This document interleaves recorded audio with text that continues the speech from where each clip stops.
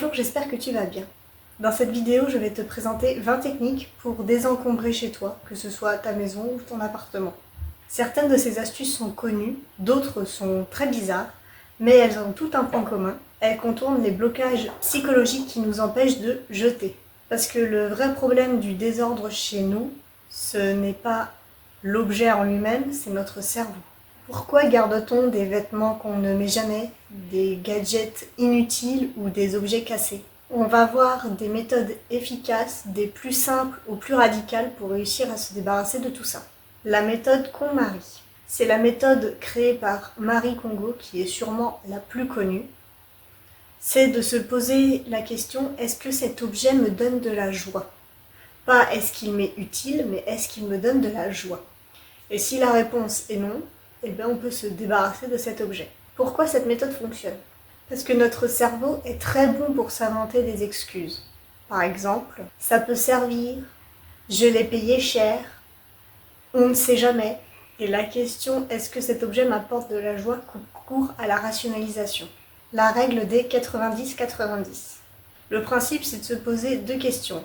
Est-ce que cet objet m'a servi dans les 90 derniers jours?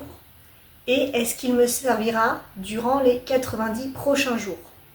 Si la réponse est non à ces deux questions, eh bien cet objet n'est pas utile. La boîte de quarantaine. C'est une technique très simple pour des gens qui ont du mal à jeter. Tous les objets où tu as un doute, est-ce que je le garde, est-ce que je le jette, est-ce qu'il me sert, je suis pas sûre. Tous ces objets-là, tu les mets dans une boîte que tu vas fermer. Tu mets un papier dessus avec la date où tu as fermé la boîte. 6 mois plus tard, tu réouvres la boîte et tout ce qui est dans cette boîte, si ça n'a pas servi durant ces 6 mois, tu peux les jeter. Ça fonctionne bien parce que le cerveau a peur de la perte immédiate. Sauf que là, ce n'est pas immédiat, comme ça fait déjà 6 mois que tu prépares ton cerveau mentalement à jeter les objets qui sont dans cette boîte. Le jeu des 30 jours. C'est un challenge minimaliste. Le premier jour, tu jettes un objet. Le deuxième jour, tu jettes 2 objets. Le troisième jour, tu jettes 3 objets, etc. Jusqu'au 30e jour où tu jettes 30 objets. Ça fera un total de 465 objets que tu auras jetés. Cette astuce fonctionne bien car le cerveau aime bien les challenges. Donc il aura envie de réussir à atteindre son objectif chaque jour. Bien entendu, ce challenge peut être raccourci, peut-être pas obligé de le faire pendant 30 jours parce que ça fait quand même beaucoup d'objets, mais au moins pendant 10 jours ce serait déjà bien. Un objet entre égale un objet sort. C'est une règle très simple où chaque nouvel objet que tu amènes chez toi veut dire qu'il y a un objet qui sort de chez toi. Par exemple, pour un nouveau pull acheté, tu te débarrasses par exemple d'un pull. Pour une nouvelle assiette, tu te débarrasses d'une ancienne assiette. Cette règle, elle empêche l'accumulation invisible. On ramène très souvent des objets chez nous. On ne se rend pas compte parce que ça fait un objet par-ci, un objet par-là, mais au bout de plusieurs années, ça fait énormément d'objets. La méthode de la valise. Imagine que tu déménages dans un autre pays, par exemple, et que tu peux prendre avec toi seulement une valise. Quel objet choisirais-tu d'emmener? Donc tout ce que tu mettrais dans ta valise, tu le gardes, et tous les autres objets sont potentiellement superflus ou beaucoup moins utiles. Donc tous ces autres objets peuvent potentiellement être jetés. La méthode Mount Vernon. Cette technique explique qu'il faut commencer, par exemple, à l'entrée de chez soi, on prend un coin de la pièce et on commence à le désencombrer. On regarde les objets qu'il y a à cet endroit, soit on les garde, soit on les jette, et on tourne dans la pièce dans le sens des aiguilles d'une montre. On passe au coin d'après, à celui d'après et à celui d'après. On fait ça pendant environ 1 heure. Et une fois que l'heure est finie, peu importe où on en était rendu, on s'arrête. Et par exemple, le lendemain, il faut reprendre là où on s'est arrêté et on continue. Ça évite de se disperser, de passer d'un endroit de la maison à l'opposé et d'oublier des endroits qu'on n'aurait pas fait. Comme ça, on fait bien toutes les zones de chez soi. Le coût par utilisation. Tu prends un objet, tu divises son prix par le nombre de fois où tu l'as utilisé. Par exemple, un appareil à smoothie que tu as payé 120 €, mais tu l'as utilisé seulement 3 fois. Tu fais 120 divisé par 3, du coup ça te fait 40 € le smoothie. Est-ce que tu juges que cet appareil vaut 40 € ou non? Est-ce que tu juges que c'est utile ou non? Et tu fais ça avec chaque objet pour savoir si tu le gardes ou pas. La photo souvenir. Les objets sentimentaux sont les plus compliqués à jeter. Donc il y a une solution très simple. Tu prends une photo de cet objet. Comme ça, quand tu regarderas la photo, tu te souviendras toujours du sentiment que tu éprouvais en regardant l'objet, mais l'objet, tu ne l'as plus. Ça désencombre chez toi, mais tu te souviens toujours du sentiment que tu éprouvais en regardant l'objet. Le scénario catastrophe. Pose-toi cette question. Si ma maison brûle, qu'est-ce que je rachèterais? Tu prends un objet, tu te dis, est-ce que celui-là, je le rachèterais? Si la réponse est non, tu peux le jeter, il ne te sert pas. Ou alors, tu n'y tiens pas vraiment. Le cintre retourné. Tu vas organiser ton dressing de sorte à tourner tous les cintres dans le même sens. À chaque fois que tu utiliseras un vêtement, qu'il sera nettoyé et que tu le rangeras, tu mettras ton cintre dans l'autre sens. Par exemple, tous les crochets sont vers le mur. Pour ce cintre-là, tu mettras le crochet face à toi. Et après 1 an, comme ça tu auras fait toutes les saisons et tu sauras pour tous tes vêtements, tous les crochets qui n'auront pas changé de sens veut dire que ce sont des vêtements que tu n'auras pas mis pendant 1 an. Donc tu pourras soit les donner, soit les jeter, soit les revendre. La règle des doublons. On a plein d'objets chez nous qui sont des doublons. Par exemple les assiettes, les mugs, les couverts, les stylos. Il faut que tu estimes combien d'exemplaires tu as vraiment besoin de cet objet. Par exemple, si tu vis à 4 chez toi, tu n'as pas besoin de 40 mugs. Au mieux, 10 mugs pour quand tu as des invités, c'est largement suffisant. Ça veut dire que tu gardes les 10 meilleurs exemplaires de tes mugs et que tu peux te débarrasser des 30 autres exemplaires de tes mugs. Tu peux faire pareil avec les stylos. À quoi ça sert d'avoir 150 stylos chez soi alors qu'on n'en utilise que un et que au pire, quand il ne fonctionne plus, on en a un de secours. Tu gardes les meilleurs stylos, ceux qui sont les plus beaux, ceux qui ont le plus d'encre.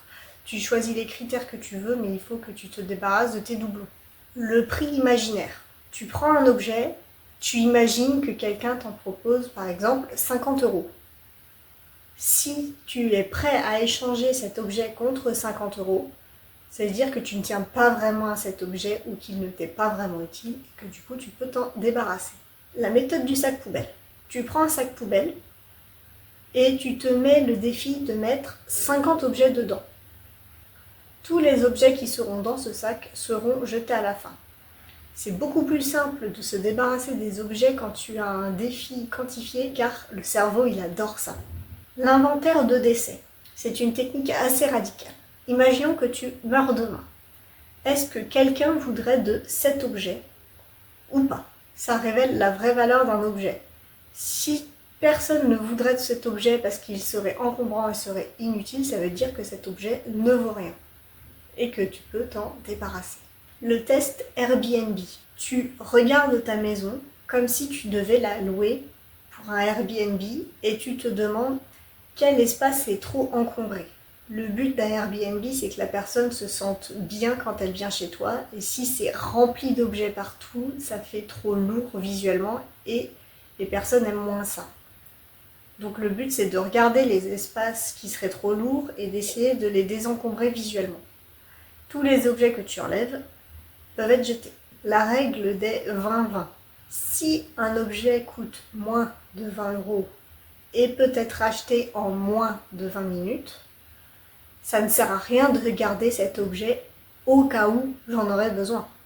Au pire, si tu en as besoin, tu le rachètes en moins de 20 minutes. Ski, slop. Quand quelqu'un fait du ski, il prend rarement la piste tout droit. Il va slalomer pour maîtriser sa descente et ralentir un peu.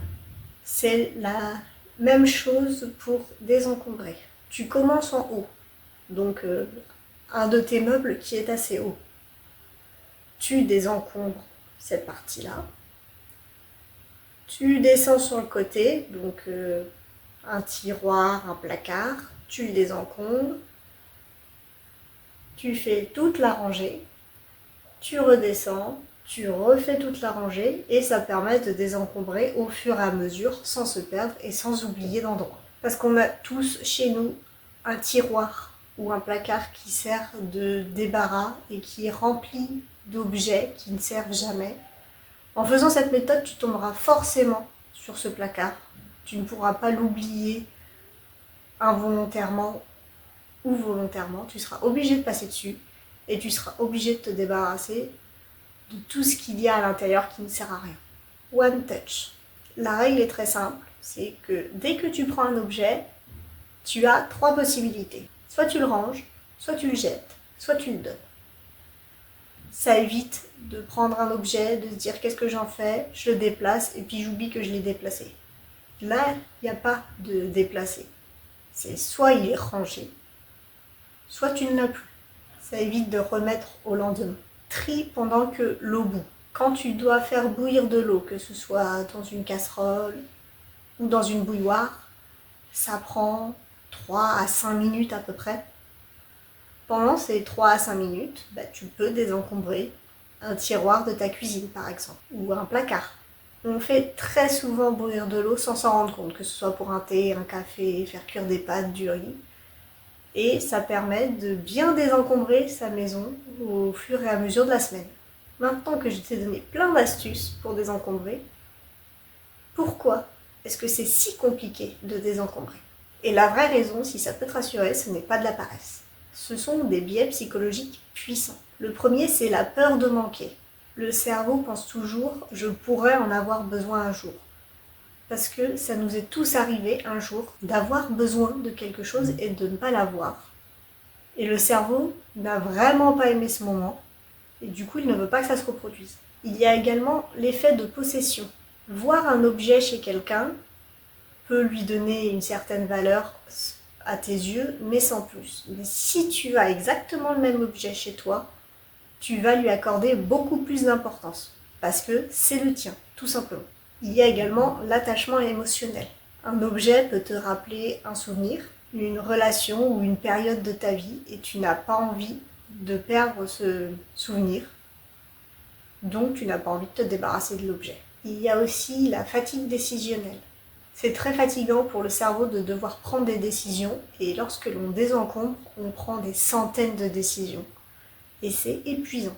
Et enfin, il y a l'identité.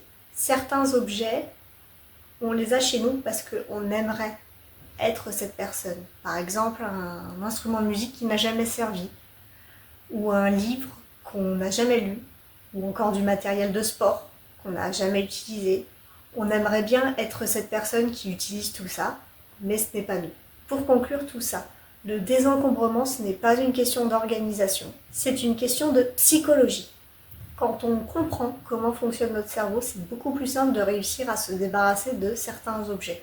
Donc j'espère que toutes ces astuces et ces explications sur pourquoi ton cerveau a du mal à se débarrasser de certaines choses vont t'aider à enlever certains objets que tu as chez toi. Et si tu fais partie de ces personnes qui se disent que tu n'as pas trop d'objets chez toi, sache qu'en moyenne, dans un foyer occidental, il y a 300 000 objets.